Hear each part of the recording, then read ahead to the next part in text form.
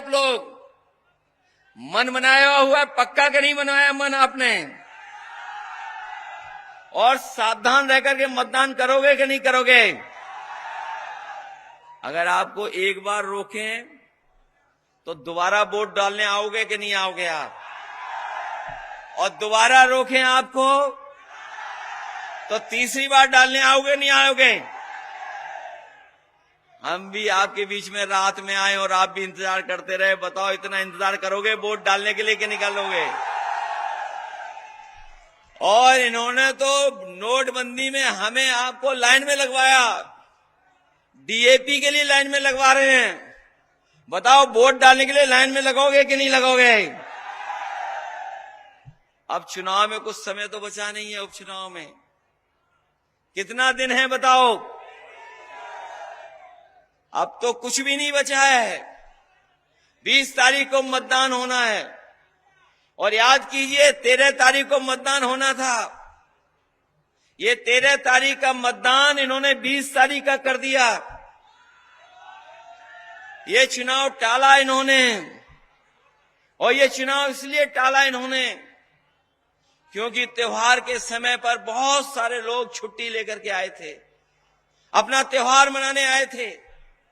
इस त्योहार में खुशियां नहीं मनाई गई क्योंकि महंगाई इतनी थी, इतनी परेशानी में त्योहार मनाया लोगों ने।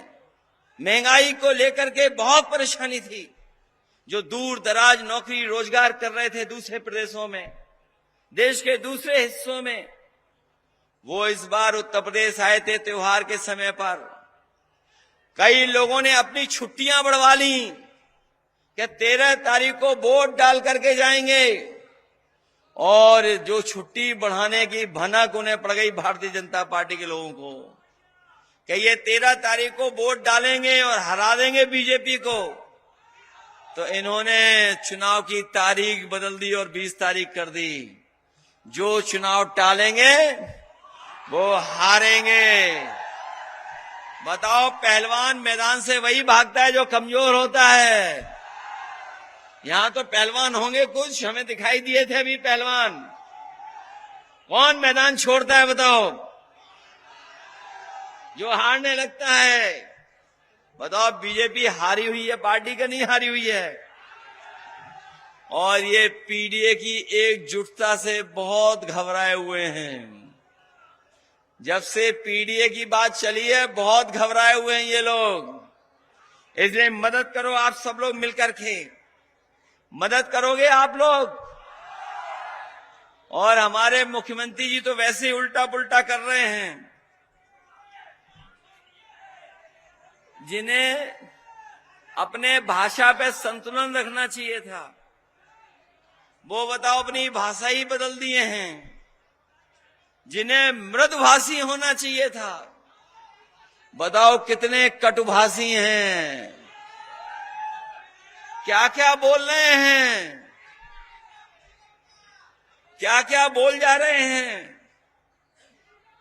जिन्हें सत्य वचन देने चाहिए, वे बताओ झूठ का प्रचार कर रहे हैं कि नहीं कर रहे हैं प्रचार। और अभी जब नौजवानों को धरने पर देखा इन्होंने, पहले तो कोशिश की कि धरना इनका खत्म करा दें, लेकिन एकजुटता देख करके, नौजवानों की एकजुटता देख करके ये घबरा गए। इन्हें स्वीकार करनी पड़ी छात्र नौजवानों की मांग। अभी कुछ ही नौकरी मिलने जा रही है। ये नौजवानों को हम कहना चाहते हैं, भारतीय जनता पार्टी के एजेंडे में नौकरी नहीं है। और नौकरी एजेंडे में इसलिए नहीं है क्योंकि आरक्षण इनके एजेंडे में नहीं है। इसीलिए जानबूझ करके ये नौकरियां उलझाते हैं, क्वेश्चन पेपर को बदलते हैं, गलत क्वेश्चंस जारी करवाते हैं, और अगर नौकरी मिल भी जाए तो ये जाकर के कोर्ट में उलझवा देते हैं नौकरी, जिससे नौजवानों को नौकरी न मिल जाए। इसलिए हम आपसे निवेदन करना चाहते हैं, उस समय भी निवेदन किए थे कि जब लोकसभा का चुनाव था, हम लोगों ने कहा देश के संविधान और लोकतंत्र पे खतरा है। मैं अपने तमाम गरीबों को तमाम हमारे बाबा साहब भीमराव अम्बेडकर जी के रास्ते पे चलने वाले, डॉक्टर राम मनोहर लोहिया के विचारों को आगे बढ़ाने वाले।